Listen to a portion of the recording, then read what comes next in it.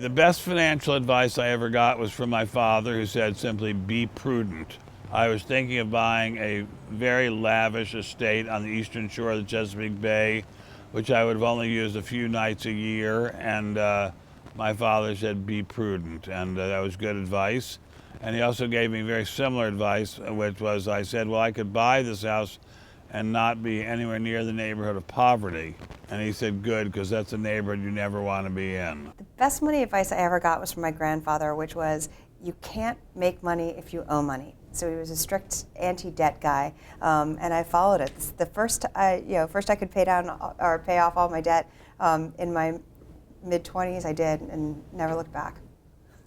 Great advice. Hard to do, though. So when I graduated and I got my first job, one of my professors said that my salary is going to increase dramatically from a student stipend to a faculty position, and that I need to think carefully about the speed in which I want to increase the quality of my life.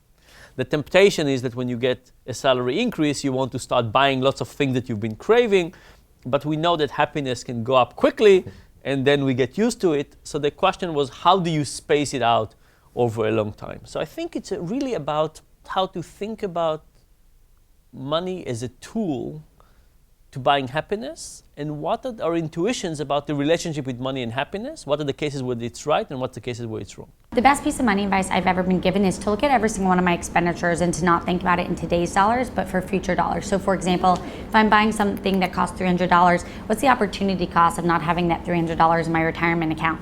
Maybe it's $20,000 over many, many decades, and it really helps focus my spending because of it.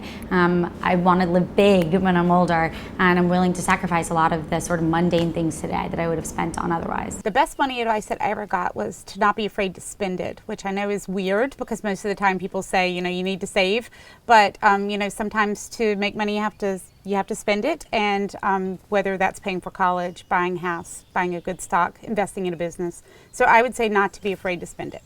The best money advice I got was ironically the worst money advice I got, and that was this constant refrain we hear of stop spending money on lattes.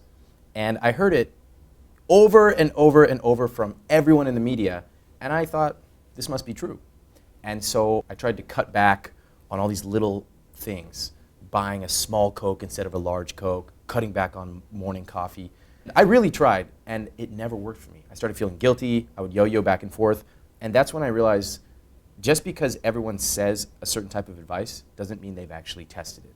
And ironically, that bad advice led me to learn about the psychology of money and the psychology of human behavior. And so that terrible, terrible advice actually brought me to learn what I know now about money. I was working in a small Philadelphia brokerage firm in the summer of 1949, and I was a runner, delivering securities that they did in those ancient days from one firm to another, and there were probably 50 firms in Philadelphia then. So I palled around with the other runners. They were good guys. They knew a lot about the business. And one day, one of them, having finally kind of thought they could trust this young college student, said, Bogle, I want to give you the best stock market advice that you've ever had in your life. And I said, what's that, Ray? And he said, nobody knows nothing. And of course, that's by definition true. We're betting against one another. One of us, the bettors, is going to be right. Mm-hmm. One of the bettors is going to be wrong. And the future's not ours to see. Mm-hmm. At least the short-term future, what the market's going to do today, tomorrow, the next year. And nobody has a clue. So that was basically, if you want to call that, I never thought about it this way before, but a quasi-inspiration for the index fund. It seems like it might be now.